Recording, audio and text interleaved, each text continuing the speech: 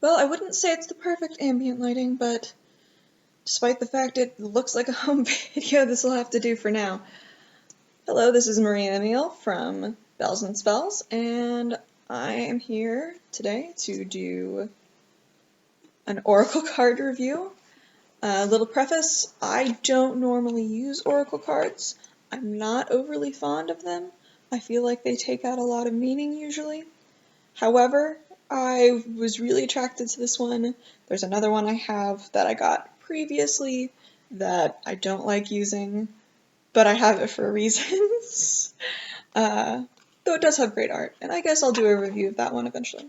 So, today I'm going to be doing a review of the Halloween Oracle, and you will see images interspersed through cuts since I don't have the best editing software right now.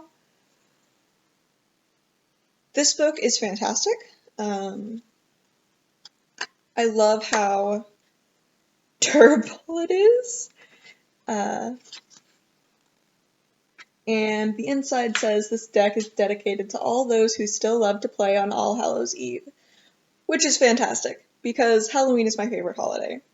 May the jack-o'-lanterns burn brightly for you. Which comes up again. So the cards are in alphabetical order in the book.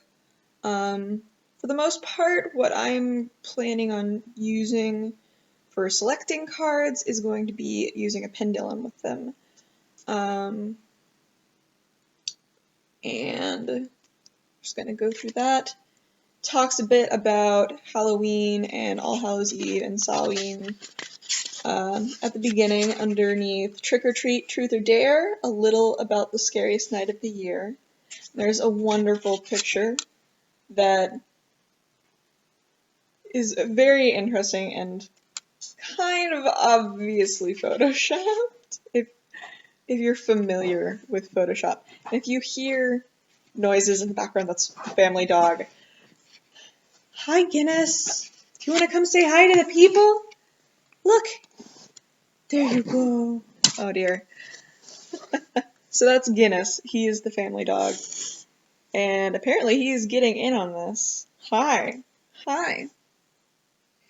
I'm home for Thanksgiving break, so normally you will unfortunately have me in this little cramped dorm room. So it goes on about some history of All Hallows Eve, and then the next one is how to use this deck, which I really enjoy the custom, the brand new-ish spread that they have, but first we'll get to, goes into single card divination. This is where the author suggests meditating on the concepts of the cards and to choose cards, either shuffle them and pull them out or use a pendulum. And I'll go into why I would rather use a pendulum a bit later into the review. The next one is the Halloween 3-card cycle, and it's your basic 3-card spread. I like what they say at the very beginning of the description of the spread more than I like what they describe each card being for. The very first thing they say is the threefold cycle: birth, death, rebirth, which sounds a whole lot better than card 1, the heart of the issue or question, 2, the challenge, 3, the solution. It's your basic past, present, future, or issue, challenge, solution spread, and it's not that creative. But working it around birth, death, rebirth sounds a lot better, and I may actually create a spread based on that, just because I'm so bad at this spread. It's like, yeah, let's do something a bit different. Then the next one is the jack-o'-lantern spread, and I'm probably going to, I think what I'm going to do is I'm going to put all of the images of like the spreads and things, which I'll probably make custom just because I don't want to have to directly take pictures of the book and do the juggling that's involved with that. But it is 1 card, 2 card, 3 card, 4, 5, 6, and it looks like a jack-o'-lantern. It has the eyes and the nose and the mouth, or teeth anyway. And the first card, which is this eye, is the heart of the issue or question. Card 2, this eye, is the hidden issue. Card 3 is the major obstacle. Card 4 is the main fear. Card 5 is the solution. And card 6 is what will happen if you engage the solution. Now, I did this spread with a friend of mine because we were arguing about something, and he's like, "Well, we'll do this reading together, and that's how we'll decide." And we did it, and it came out in his favor, and I'm still so mad about that. But it's okay. And those are the spreads that are given with this booklet. She also, yeah, Stacey. Okay, so the author, Stacey, she has a lovely little extra chapter, just 2 pages, front and back of a page, about dedicating your cards. This is fantastic. I wish that more decks had this, because it's an important part, especially if you get your deck from a place where a lot of people have touched it, or a lot of people have been around it, and honestly, it's fantastic. It requires bay leaves, sage, or frankincense for burning, sea salt, or just salt if you can't get sea salt, and a silver candle, which I know is a little hard to find in places that don't have... Hi. There's a dog right here. As you have seen, it's a little hard to find in places that aren't specialty shops, but I know you can dig around on the internet, and some specialty magic shops or occult or metaphysics shops will have them. The place where I worked for a summer had them. They had the silver candles, gold candles, and several other kinds of candles. And then it has a really basic line, and then with the silver candle there's closer to a stanza, and then there's finally a little set of sentences that you have. Alright, now let's talk about the cards. I love whoever did the art for these. Let's see what we got. We have the Hearth, which you can only really see the colors because of how messed up this lighting is. There are several different cards that are skulls, and it's talking about different kinds of skulls. The one on the cover of the box and the book is the Skull of Flowers, which is fantastic. It looks so beautiful. Let's see if it's still really, really gritty, and I hate it, but I love the card. The art is fantastic in quality. Oh, and the back, if you can tell, let's see, are little cats and ghosts and bats and jack-o'-lanterns, and brooms and witches' hats. So that's fantastic. Then it has stuff like the Cauldron, Joy, which is a very fall card. Just look at the colors. It has the jack-o'-lantern card, of course, which is for protection. Black Cat. Invisibility. That's a fun one, and it's about authenticity. And then we have the card that basically is that friend who I was arguing with card. It didn't show up, I don't think, it showed up in the first reading we did with these, which was before the argument really took off. But it is a skull with a pomegranate, which very much is his kind of thing. Then we have an apple, which is dripping blood, and it has a little heart with... It kind of looks like an owl. If any of you know what Overwatch is, look at Reaper's mask. And it's the bite in the apple looks like that. Then we have the lamp, which I really would have... I would have chosen Lantern for this. It has a lantern in it, and then it has a jack-o'-lantern in it. It's about remembrance. And while I like it, I really would have chosen Lantern. It sounds much better. A lamp could be a street lamp, it could be... we have my thermos lamp back there, right next to the really bright window. It is made out of a thermos. It's fantastic. We have Midnight, Mummy, Night Song, which is a beautiful card. It's all about hidden talents, and it has this lovely robin on it. We've got Ancestors, which this is probably one of my favorite cards.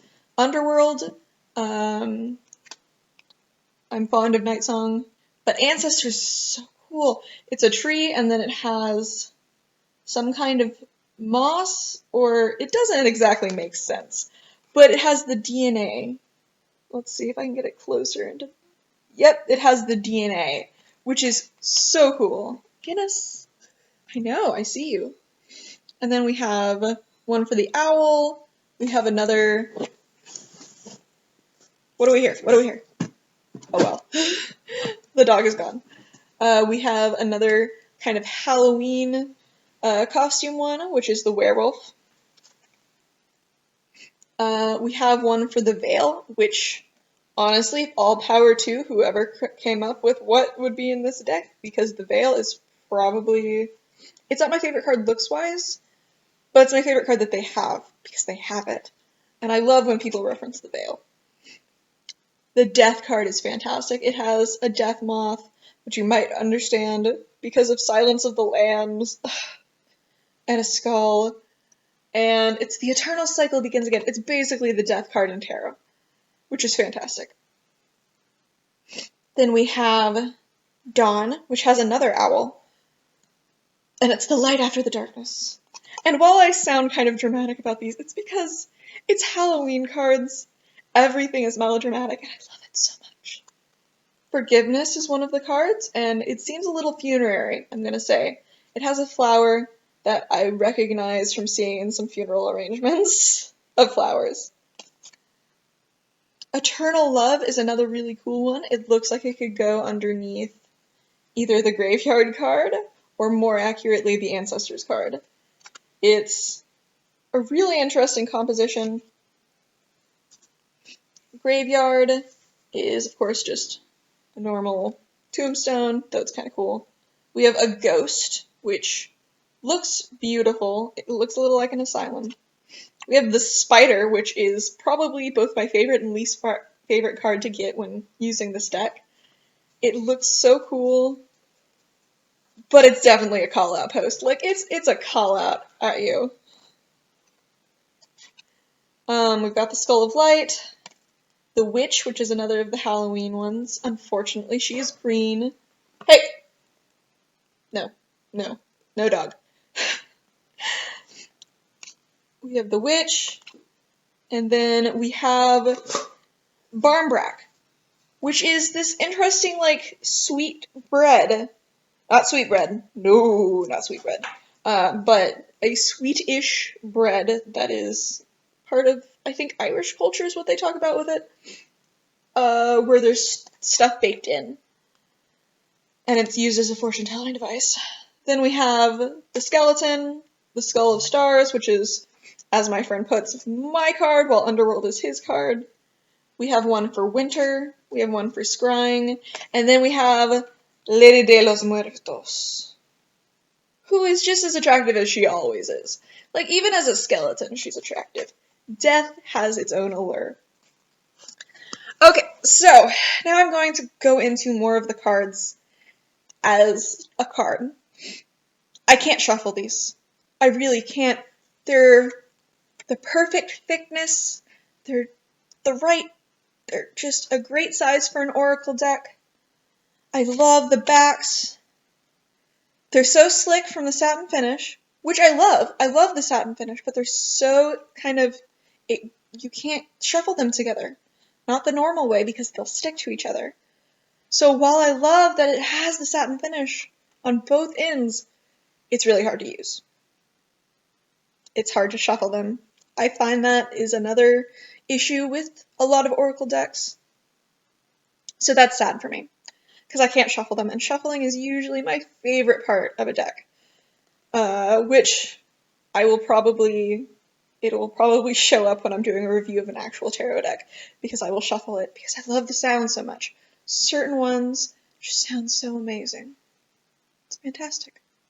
Alright, and then let's talk about the box real quick, and we will end this mess.